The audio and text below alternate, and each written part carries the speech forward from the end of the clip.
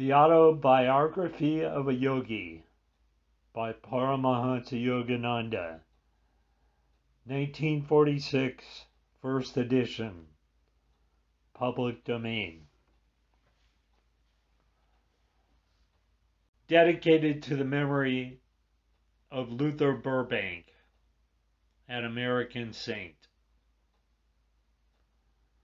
Chapter 1. My Parents and Early Life. The characteristic features of Indian culture have long been a search for ultimate verities and the concomitant disciple-guru relationship.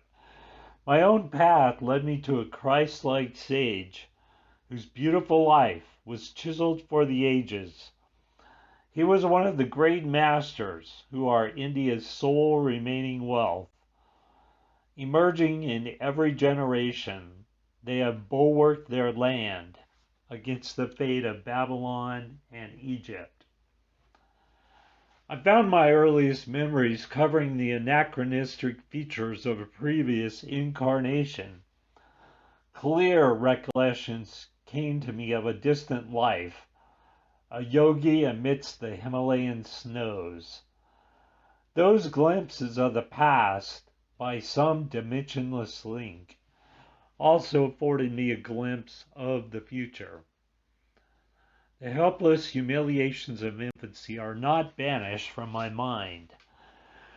I was resentfully conscious of not being able to walk or express myself freely. Prayerful surges arose within me as I realized my bodily impotence. My strong emotional life took silent form as words in many languages. Among the inward confusion of tongues, my ear gradually accustomed itself to the circambient Bengali syllables of my people. The beguiling scope of an infant's mind, adultly considered limited to toys and toes. Psychological ferment and my unresponsive body brought me to many obstinate crying spells. I recall the general family bewilderment at my distress. Happier memories, too, crowd in on me. My mother's caresses and my first attempts at lisping phrase and toddling step.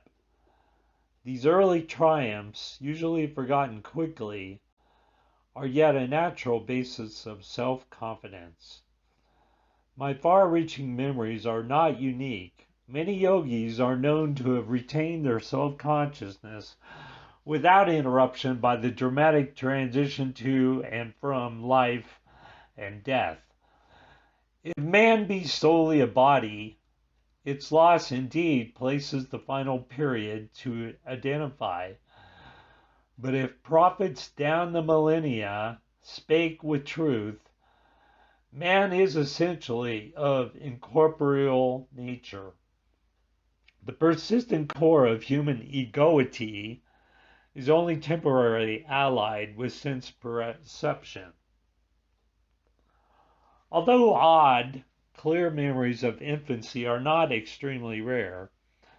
During travels in numerous lands, I have listened to early recollections from the lips of veracious men and women. I was born in the last decade of the 19th century and passed my first 8 years at Gorakhpur. This was my birthplace in the United Provinces of northeastern India. We were 8 children, 4 boys and 4 girls. I, Mukundala Ghosh, was the second son and the 4th child. Father and mother were Bengalis of the Kshatriya caste. Both were blessed with saintly nature. The mutual love, tranquil and dignified, never expressed itself frivolously. A perfect parental harmony was the calm center for the revolving tumult of 8 young lives. Father, Bhagavati Sharan Ghosh, was kind, grave, at times stern. Loving him dearly, we children yet observed a certain reverential distance. An outstanding mathematician and logician, he was guided principally by his intellect, but Mother was a queen of hearts and taught us only through love. After her death, Father displayed more of his inner tenderness. I noticed then that his gaze often metamorphosed into my mother's. In Mother's presence, we tasted our earliest bittersweet acquaintance with the Scriptures. Tales from the Mahabharata and Ramayana were resourcefully summoned to meet the exigencies of discipline. Instruction and chastisement went hand in hand. A daily gesture of respect to Father was given by Mother's dressing us carefully in the afternoons to welcome him home from the office.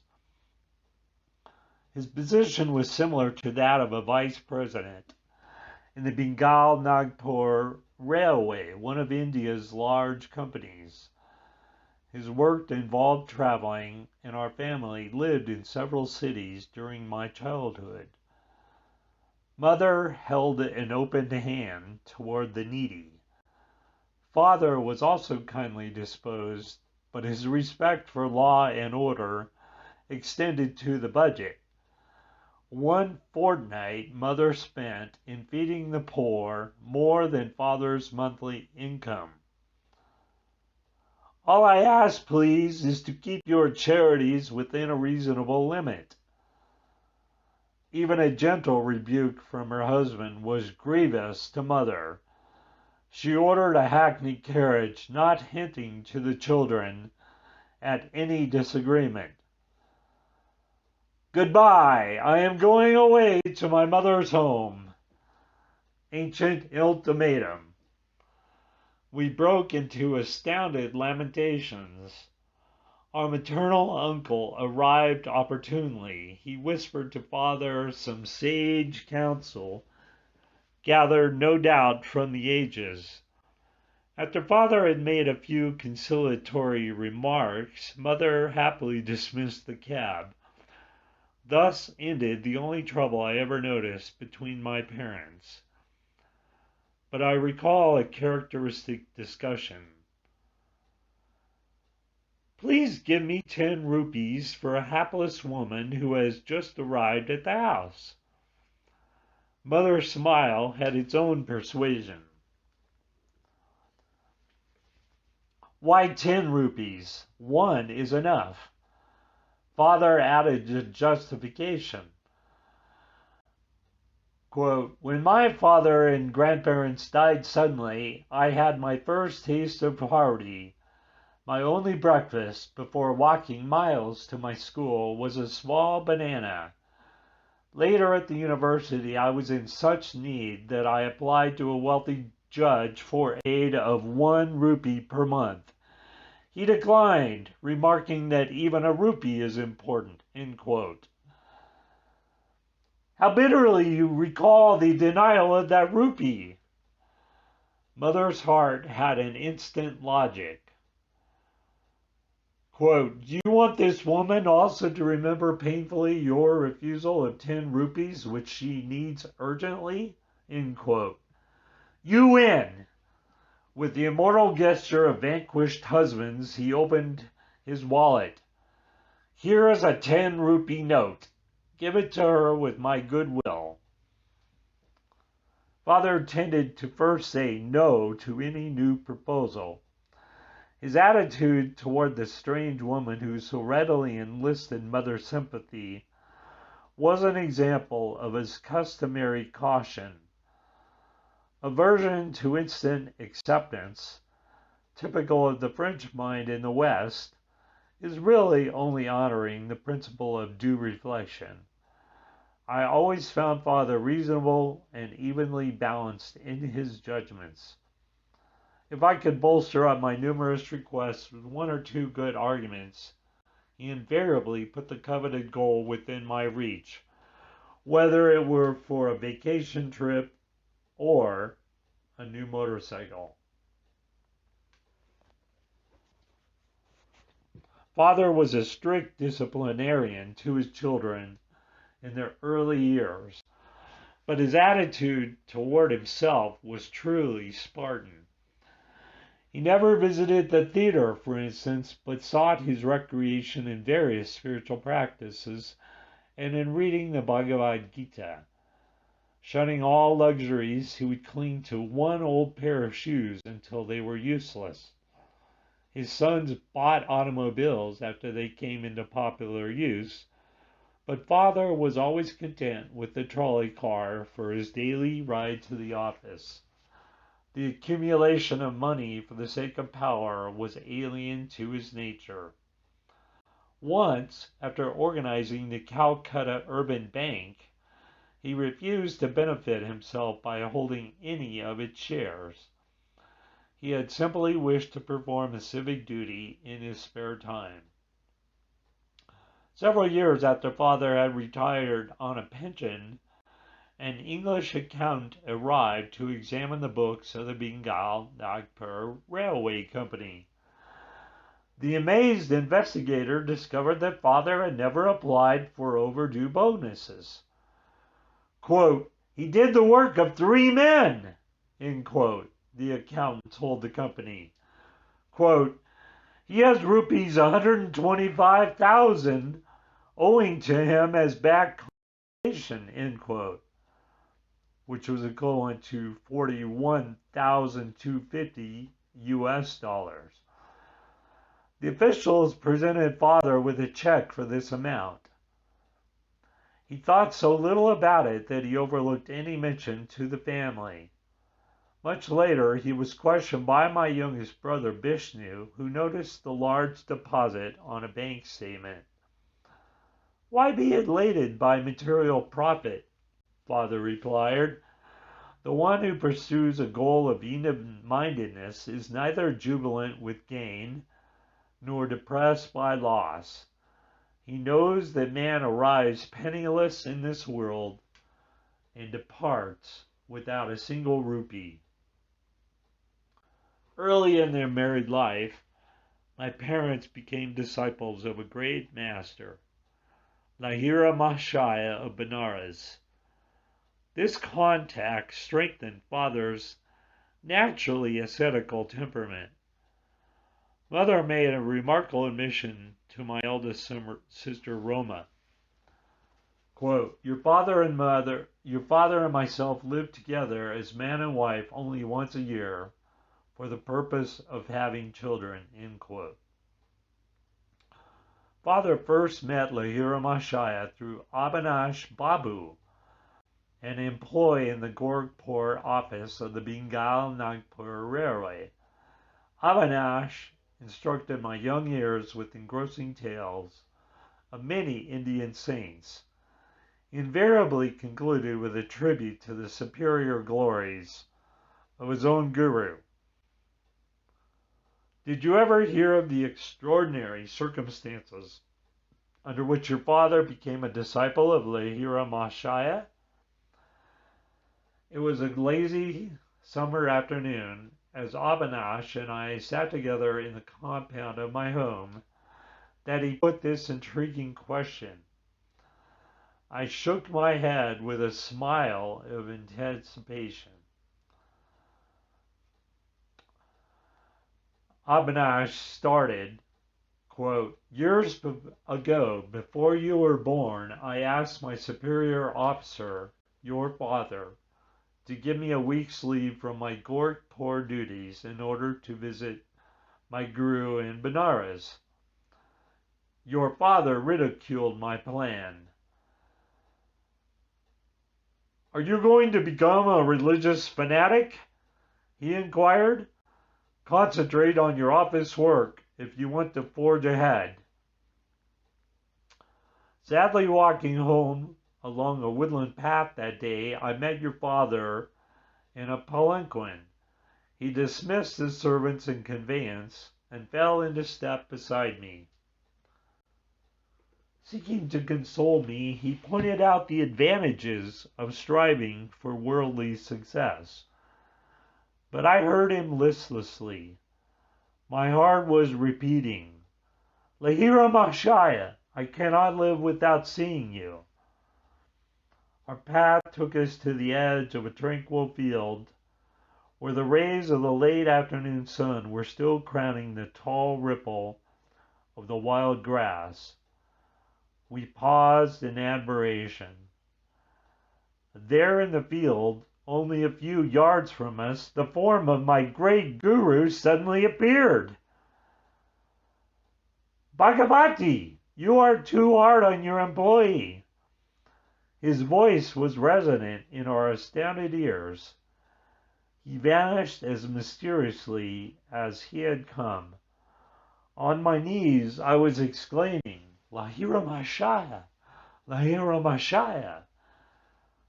Your father was motionless with stupefaction for a few moments. Avinash, not only do I give you leave, but I give myself leave to start for Benares tomorrow.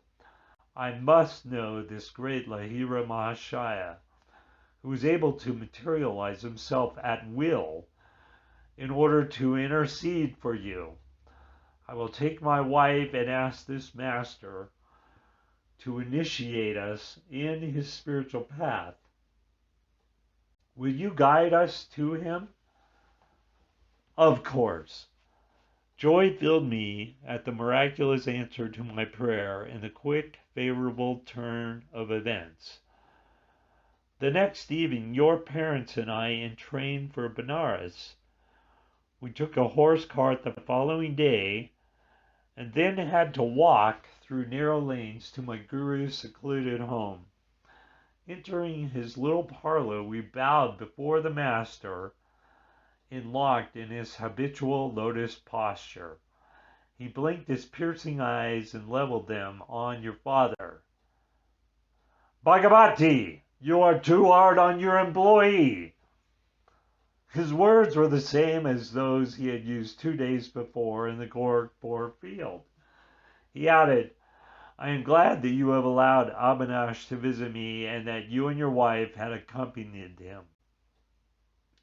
To their joy, he initiated your parents in the spiritual practice of Kriya Yoga. Your father and I, as brother disciples, have been close friends since the memorable day of the vision. Lahira Mahashaya took a definite interest in your own birth. Your life shall surely be linked with his own. The Master's blessing never fails. End quote. Lahira Mahashaya left this world shortly after I had entered it. His picture in an ornate frame always graced our family altar in the various cities to which Father was transferred by his office. Many a morning and evening found Mother and me meditating before an improvised shrine, offering flowers dipped in fragrant sandalwood paste, with frankincense and myrrh, as well as our united devotions. We honored the divinity which had found full expression in Lahira Mahashaya. His picture had a surpassing influence over my life. As I grew, the thought of the Master grew with me. In meditation, I would often see his photographic image emerge from its small frame and, taking a living form, sit before me. When I attempted to touch the feet of his luminous body, it would change and again become the picture. As my childhood slipped into boyhood, I found Lahira Mahashaya transformed in my mind from a little image cribbed in a frame to a living, enlightening presence. I frequently prayed to him in moments of trial or confusion, finding within me his solacing direction. At first I grieved because he was no longer physically living. As I began to discover his secret omnipresence, I lamented no more. He had often written to those of his disciples who were over anxious to see him, quote, "Why come to view my bones and flesh when I am ever within your range, okutastha, spiritual sight," end quote. I was blessed at about the age of 8 with a wonderful healing through the photograph of Lahira Mahashaya. This experience gave intensification to my love. While at the family estate in Ichapur, Bengal, I was stricken with Asiatic cholera. My life was despaired of. The doctors could do nothing. At my bedside, Mother frantically motioned me to look at Lahira Mahashaya's picture on the wall above my head. Bow to him mentally! She knew I was too feeble ever to lift my hands in salutation. If you really show your devotion and inwardly kneel before him, your life will be spared. I gazed at his photograph and saw there a blinding light enveloping my body and the entire room. My nausea and other uncontrollable symptoms disappeared. I was well. At once I felt strong enough to bend over and touch Mother's feet in appreciation of her immeasurable faith in her guru. Mother pressed her head repeatedly against the little picture. O omnipresent Master, I thank thee that thy light hath healed my son. I realized that she too had witnessed the luminous blaze, through which I had instantly recovered from a usually fatal disease. One of my most precious possessions is that same photograph. Given to Father by Lahira Mahashaya itself, it carries a holy vibration. The picture had a miraculous origin. I heard the story from Father's brother disciple, Kali Kumar Roy.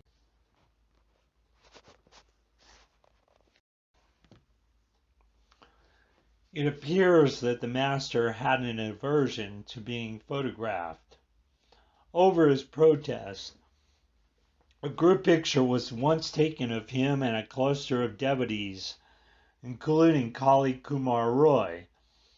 It was an amazed photographer who discovered that the plate, which had clear images of all the disciples, revealed nothing more than a blank space in the center, where he had reasonably expected to find the outlines of Lahira Mahashaya. The phenomenon was widely discussed. A certain student and expert photographer, Gangadhar Babu, boasted that the fugitive figure would not escape him. The next morning, as the guru sat in lotus posture on a wooden bench with a screen behind him, Gangadhar Babu arrived with his equipment. Taking every precaution for success, he greedily exposed 12 plates. On each one, he soon found the imprint of the wooden bench and screen, but once again the master's form was missing. With tears and shattered pride, Gangadhar Babu sought out his guru. It was many hours before Lahira Mahashaya broke his silence with a pregnant comment. I am spirit. Can your camera reflect the omnipresent invisible? I see it cannot. But, holy sir, I lovingly desire a picture of the bodily temple where alone, to my narrow vision, that spirit appears fully to dwell. Come then tomorrow morning. I will pose for you. Again, the photographer focused his camera. This time, the sacred figure, not cloaked with mysterious imperceptibility, was sharp on the plate. The master never posed again for another picture. At least I have seen none. The photograph is reproduced in this book.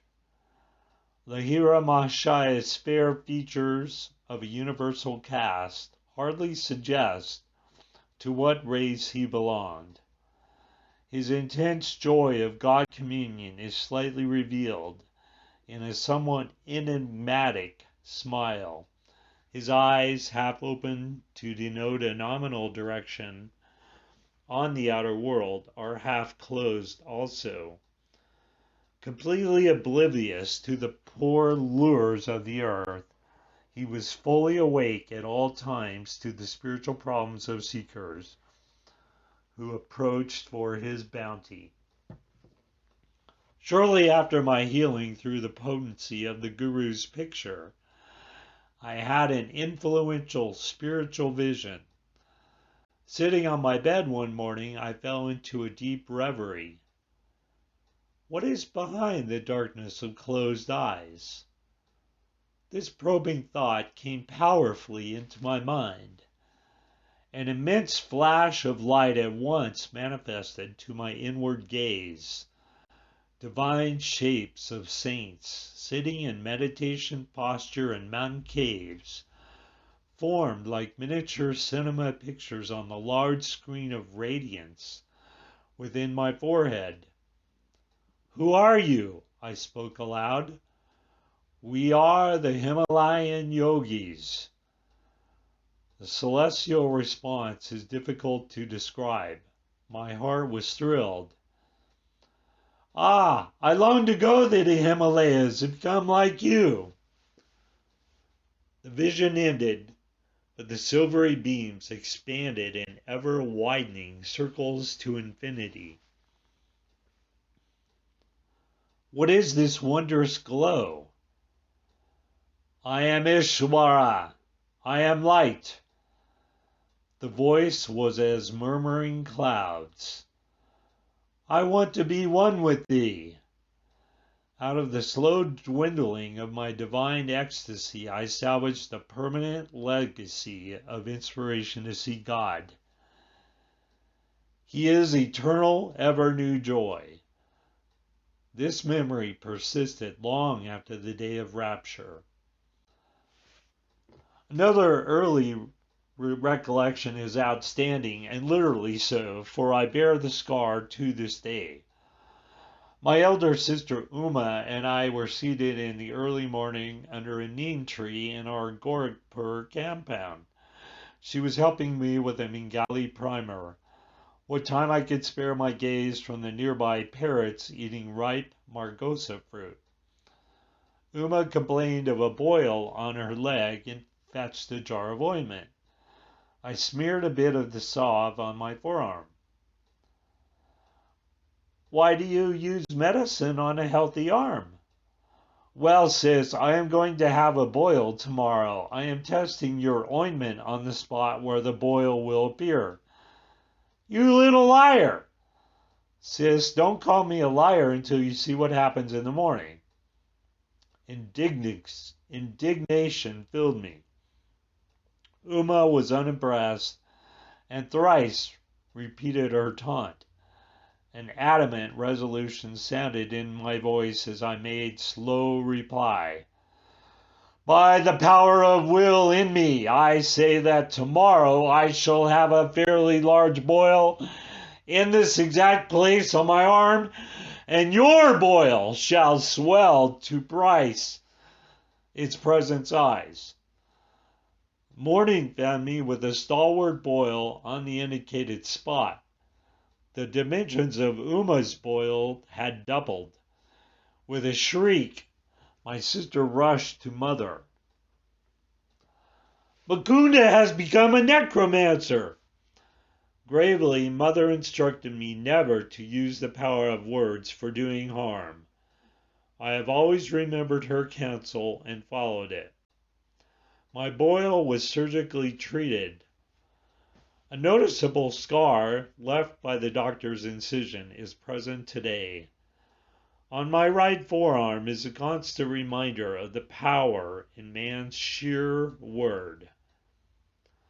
Those simple and apparently harmless phrases to Uma, spoken with deep concentration, had possessed sufficient hidden force to explode like bombs and produce definite, though injurious, effects. I understood later that the explosive vibratory power in speech could be wisely directed to free one's life from difficulties and thus operate without scar or rebuke. Our family moved to Lahore in the Punjab. There I acquired a picture of the Divine Mother in the form of the goddess Kali. It sanctified a small, informal shrine on the balcony of our home. An unequivocal conviction came over me that fulfillment would crown any of my prayers uttered in that sacred spot. Standing there with Uma one day, I watched two kites flying over the roofs of the buildings on the opposite side of the very narrow lane. "Why are you so quiet?" Uma pushed me playfully. "I am just thinking how wonderful it is the Divine Mother gives me whatever I ask." "I suppose she would give you those two kites." My sister laughed derisively. "Why not?" I began silent prayers for their possession. Matches are played in India with kites, whose strings are covered with glue and ground glass.